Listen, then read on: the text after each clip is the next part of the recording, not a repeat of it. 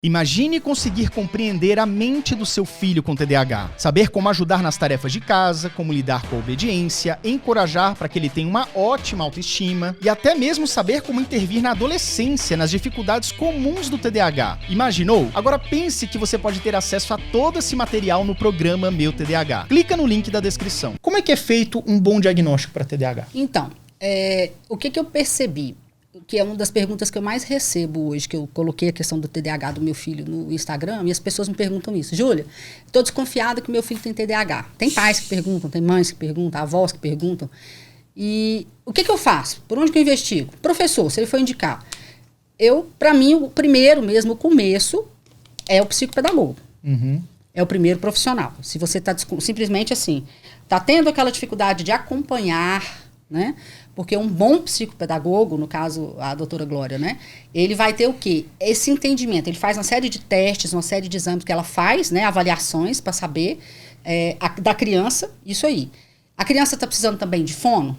A criança precisa realmente ser encaminhado para um neurologista? Porque dali, um bom psicopedagogo, o que ele vai fazer?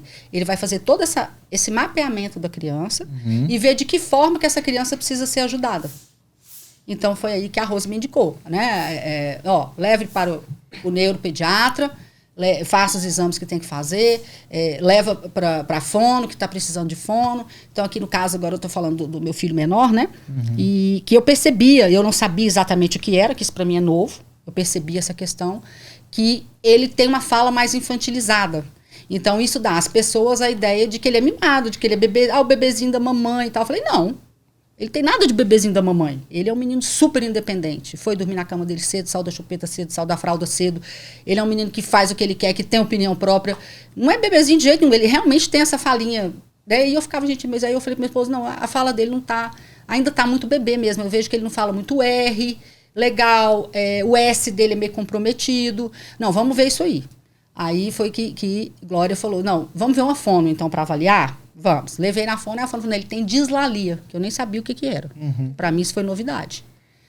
Ele tem dislalia. Então, o que é a dislalia? Exatamente isso. Essa fala que dá a impressão de que ele é infantil, digamos assim, bem, né? Parece um menininho de 3 anos falando, ele já tem 5. Mas que, na realidade, são fonemas que eles não conseguem articular.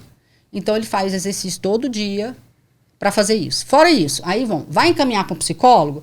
Nessa faixa etária ainda não é indicado, porque ele ainda não externa o suficiente para estar fazendo acompanhamento psicológico. Então é o pedagogo, é o psicopedagogo que faz essa análise. No comecinho. No comecinho. Aí o psicólogo, ele entraria com quantas... Olha, o psicólogo, geralmente, ele é indicado ali a partir dos 7, 8. O psicólogo para criança pequenininha, só se for uma coisa muito traumática, se é uma questão de abuso, se é uma questão que a criança... No caso do TDAH... O que acontece é que, assim... Então, são critérios, né, que a gente vai avaliar, e tem alguns critérios dentro da ciência, né, que são analisados para o diagnóstico.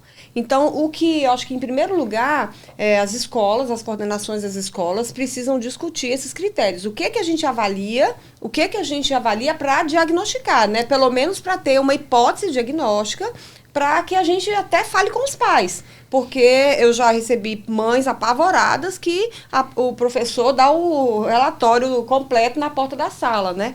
Então, assim, né? Já o menino, olha, leva porque ele tem déficit de atenção, ele tem que tomar remédio. Tem que tomar remédio, aquela história.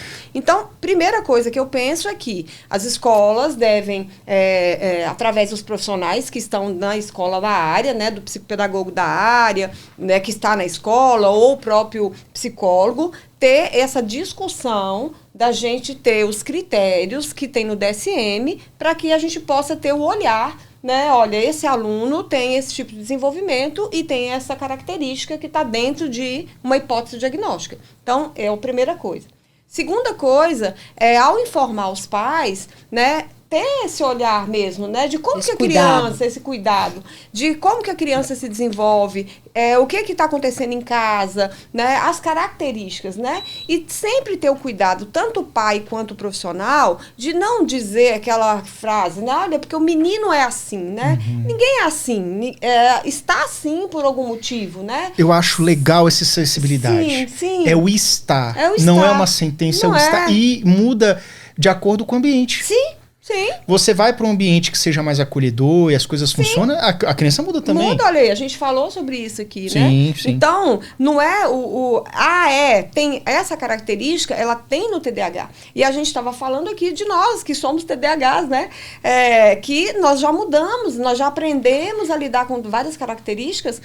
Então, nós não somos mais aquele TDAH de antigamente, né? Porque nós já evoluímos, né, no sentido das nossas características. Certo. Então, essa sensibilidade de saber como a criança está agindo naquele período, né, e quais as características que dentro do quadro do TDAH são inerentes, aí sim eu acho que vai para continuar o processo que a Júlia fez, né? Então, procurou um psicopedagogo, fez a avaliação. A avaliação, os testes que você fez. Os testes são avaliações neuropsicológicas cognitivas. É diferente da avaliação neuropsicológica do psicólogo. Essa avaliação, ela é específica para a gente ver as funções executivas e as questões da aprendizagem, de como o cérebro trabalha, né, na aprendizagem. E aí, a gente vai trazer o diagnóstico da atenção, da concentração, da memória, das memórias sustentadas, da atenção sustentada. Então, a gente vai começar a ter uma análise global,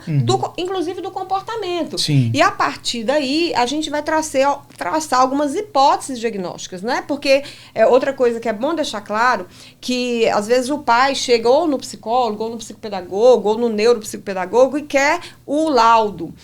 Nós não fazemos laudo. A fono não faz laudo, a psicóloga não faz laudo, a doutora em neurociência não faz laudo, o neuropsicopedagogo não faz laudo. Quem faz laudo é médico. Nós fazemos a avaliação e entregamos as hipóteses diagnósticas. Né? E aí nós fazemos os relatórios. Os relatórios são encaminhados para os médicos. Que vai ajudar vai ajudar no fechamento, né, desse laudo. Entendi. E aí, sim, o laudo é um documento, inclusive legal.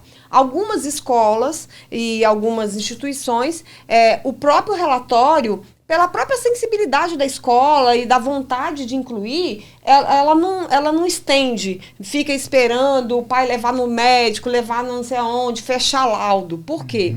Isso é um processo, demora até fazer todos os exames. E como você falou bem no início, né, se for deixando passar, acabou o ano e o sofrimento é só do menino. Né? Então, não só o sofrimento de um ano perdido, mas de situações vividas podendo ter sido evitado. A gente tem que entender que nós adultos, nós que somos adultos, calejados, a gente nem sempre sabe lidar com situações difíceis. Imagine uma criança. Ó, eu fiquei, sei lá, várias semanas sem falar pra minha mãe que eu tinha sido agredido em sala de aula. Sendo uma coisa que é totalmente absurda. E por que aconteceu isso? Porque eu não confio na minha mãe? Não. Porque a minha mãe, por não entender nada, eram outros tempos. Ninguém sabia o TDAH, eu não estava com laudo no dia dessa agressão aí. Foi depois daquilo que foi feita a investigação, meses depois. Naquele momento da agressão, eu não tinha laudo, não tinha nada, e minha mãe já me cobrava, do tipo assim, poxa, tá em branco o seu caderno. Sim. Por que você não fez? Eu não sei. Claro, ela falava um pouco mais brava que isso. Mas ela me cobrava. Sim. E aí eu falei, bom, se eu fiz algo errado, se eu tirei minha professora do sério para que isso acontecesse, puxa vida, eu tô encrencado quando eu chegar em casa. O raciocínio foi esse. Então, vocês têm que entender isso. Nós temos um raciocínio maduro. A criança tem um raciocínio imaturo. E com base infantil. E com base nisso, vocês têm que entender os sinais, saber interpretar e saber acolher uma criança que pode estar em dificuldade, seja de aprendizado ou seja de social, de emocional. Porque a repercussão dos sintomas do TDAH, ele não é só na aprendizagem, é a repercussão social, uma repercussão clínica, porque a criança está sofrendo naquele momento todo um movimento clínico, porque o corpo dela tá, então as alergias, excesso de alergia, fibromialgia quando está adulto, né? Rinite, sinusite, os ites da todos vida os aí, ites, todos eles são psicossomáticos. São doenças psicossomáticas. Então, as crianças, elas desenvolvem, às vezes, problemas respiratórios. Eu já tive pacientes repente, de ter crise, chegar com psoríase, desenvolver de um dia para o outro, né? Por conta de uma situação estressante, né? De algo que a criança viveu. Então, essa sensibilidade, ela precisa existir na família e na escola, né? Com os professores, e a gente, através aí, Yuri, assim, uma bênção esse momento, porque a gente termina informando a outras pessoas, né? Para que elas possam estar atentas. Isso. E às vezes você não tem na sua família, mas é o seu vizinho, e aí você não entende por que ele age desse jeito, e você é grosso e briga quando fura a bola. O meu vizinho furava a bola dos meninos todo dia quando a bola caía do outro lado, né? Falta então, empatia, assim, né? Falta empatia. Então a gente começa a aprender a lidar com a diferença do outro, né? Sim, e isso é muito importante. Então, os critérios para avaliar, né? Quando você falou assim, quais os critérios que, né, para um diagnóstico, né? Quanto mais cedo, melhor. Porque quanto mais cedo a gente vai ter menos sofrimento, menos repercussão, tanto na parte social quanto na parte da aprendizagem. Então, quanto mais cedo, melhor. Mas se for tardio, né, também não percam as esperanças. Concordo. Né? Porque, independente da idade, o cérebro é plástico demais. Então, o cérebro ele vai se adequar se tiver um treino, se tiver uma ajuda, uma mediação, o cérebro vai se adequar. Vai conseguir se né? adequar. E aí você consegue uma regulação, né, do paciente com TDAH. Então, não está perdido, né? Às vezes estão assistindo, estão falando, meu filho já tem 16 anos, já tem 15 anos, e eu fiz tudo errado, né? E muitas vezes eu me peguei assim, falava, meu Deus, como é que eu fiz isso com o Gabriel, né? E, os pais se cobram muito, e se cobram excessivamente, até porque não sabem o que está acontecendo. Não sabe. Quando a gente está no escuro, bate cabeça, né? Não bate tem o cabeça, controle, não é tem o difícil, controle, né? não tem A gente mesmo. quer, como se diz assim, fazer o ambiente mais controlado possível para os nossos filhos. Exato. Para que tenham um desenvolvimento melhor. Eu acho também que a nossa geração teve essa preocupação. A geração dos nossos pais era uma coisa mais anos 70, né? Uhum. Assim, eles foram muito autocentrados, né? Naquela liberdade com os pais, ter que sair, ter que romper. E com os filhos não foram tão dedicados. A gente meio que se criou. Sim. Né? Eu percebo isso. Eu percebo isso. Essa é a minha reflexão. Nenhuma crítica aos meus pais, mas eu percebo isso. Os nossos pais são a juventude dos anos 70. Exatamente. Sim, sim. E aí nós que sofremos isso, acho que a gente é preocupado até demais. Sim. Eu sou preocupada até. Então, assim, eu tipo, então eu não quero ser, né, como eu fui. A minha avó falava criada, assim. Então, assim, eu tive todo esse olhar. Eu fui mãe mais tarde, escolhi ser mãe naquele momento, né? Do Joaquim mais ainda, né? Mais tarde ainda. E, assim, eu vejo dos pais também dessa geração.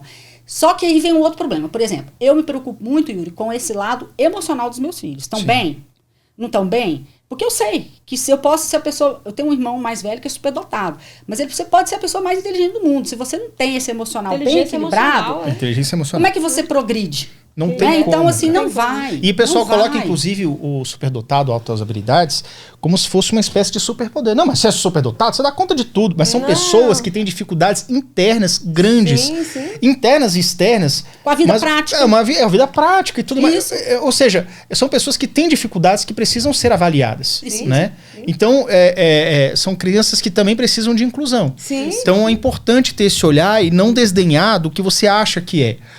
Então você TDAH é hiperativo, né? Fala que reduz TDAH ao hiperativo. Você é hiperativo? Então, tomou seu remédio? Não, tá tudo certo. Não, para começar, se você toma um medicamento, aquilo não cura o seu TDAH em hipótese alguma. Aquilo pode acontecer, no máximo, amenizar temporariamente alguns sintomas.